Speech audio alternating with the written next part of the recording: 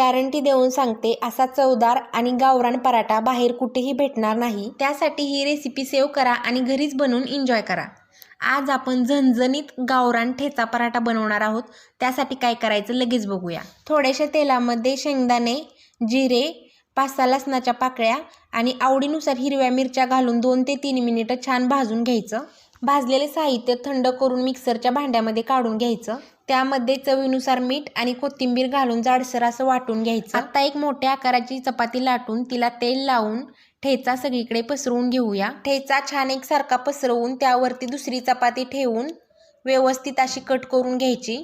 चपाती cut करून झाली की व्हिडिओत दाखवल्याप्रमाणे रोल करत करत पराठ्यासाठी गोळा बनवून घेऊया। तयार गोळ्याचा थोडासा जाडसर असा पराठा लाटून घेऊया। इथे आपला पराठा तयार आहे। मीडियम फ्लेमवरती खरपूस असा पराठा भाजून घेऊया। नवीन रेसिपी पाहण्यासाठी ह्या चॅनलला सबस्क्राईब नक्की करा। धन्यवाद।